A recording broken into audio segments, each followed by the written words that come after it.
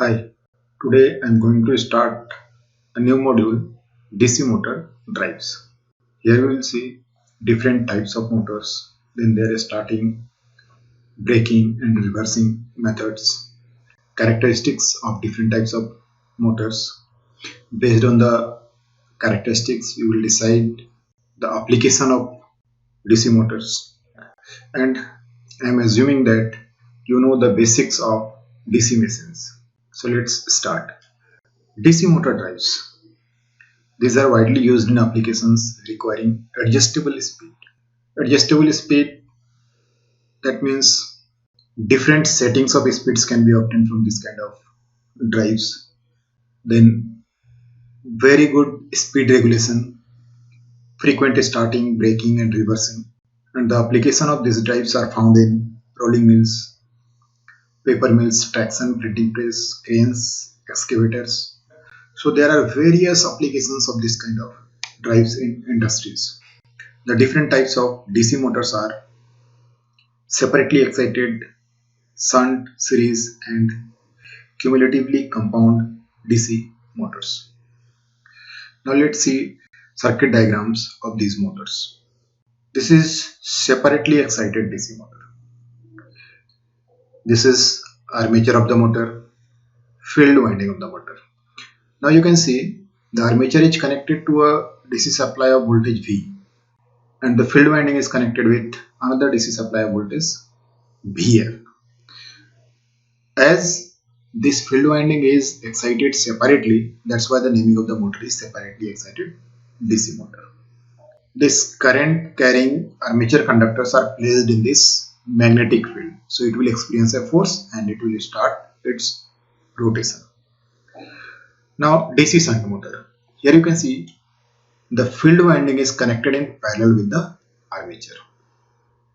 So the field flux are generated from the same supply. That's why this kind of motors are known as DC shunt motor. Now the armature current is different from the field current based on the resistance of this field circuit as well as the armature circuit. Series motors. The field winding is connected in series with the armature. Field winding as well as armature is getting current from the same supply. That's why this motor is known as DC series motor. Now cumulatively compound motors. Here you can see two field windings are there. This one and this one.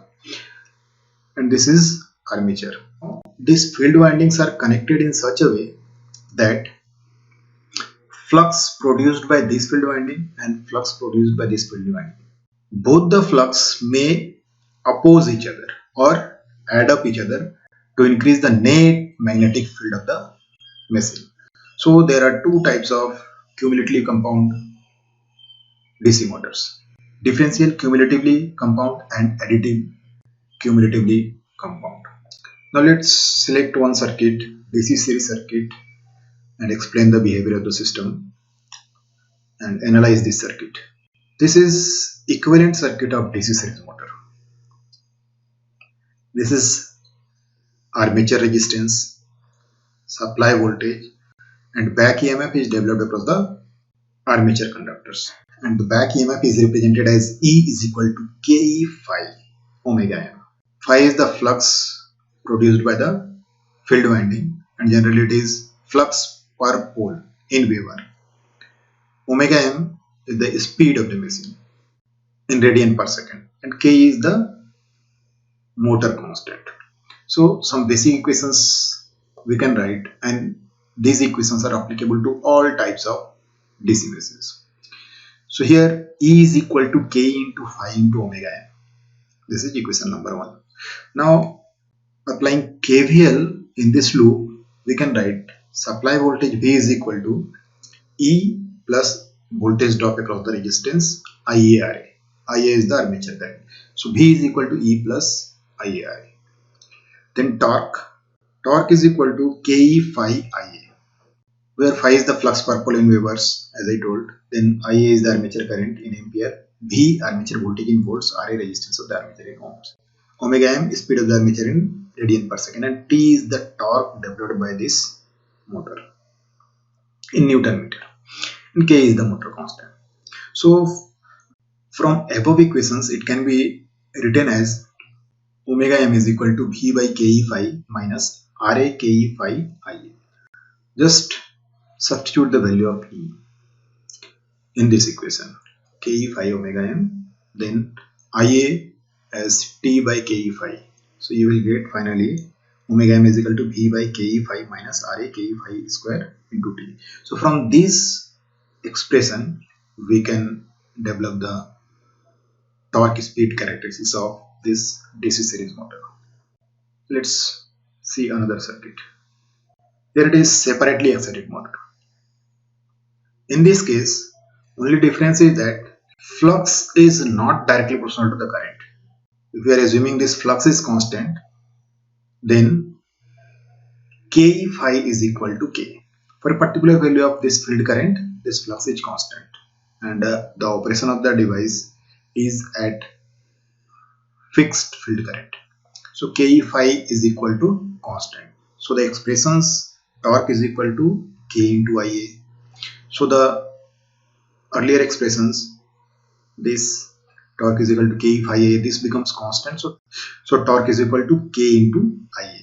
We can represent the equations for separately excited motor as well as for shunt motor. E is equal to K omega m, and omega m is equal to V by K minus Ra by K Ia, V by K minus Ra by K square into T.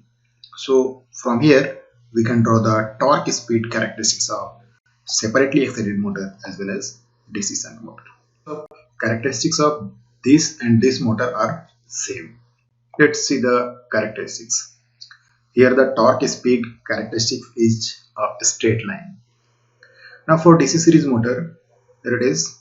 For low speed or at the time of starting, torque is very large, and for lower torque, speed is high.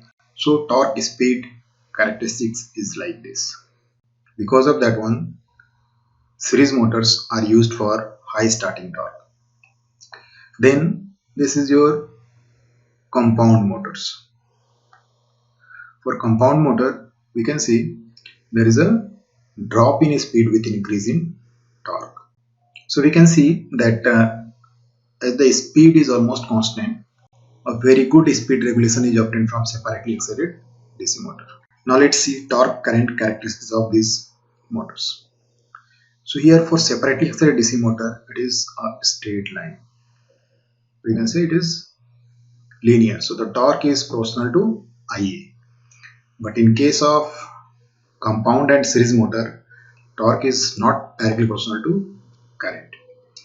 Let's take a point when torque is constant. If torque is constant, then current required, then armature current drawn by the motor is minimum in case of separately excited motor. Then little bit more in case of compound motor, and maximum in case of DC series motor. So DC series motor draws maximum amount of current for a fixed torque. Today we have discussed about different types of DC motors. Then we have seen some basic equations of separately excited DC motor, shunt motor, series motors. Then we have seen the torque speed characteristics and torque current characteristics of these motors. In next class, we will see about starting of DC motor. Thank you.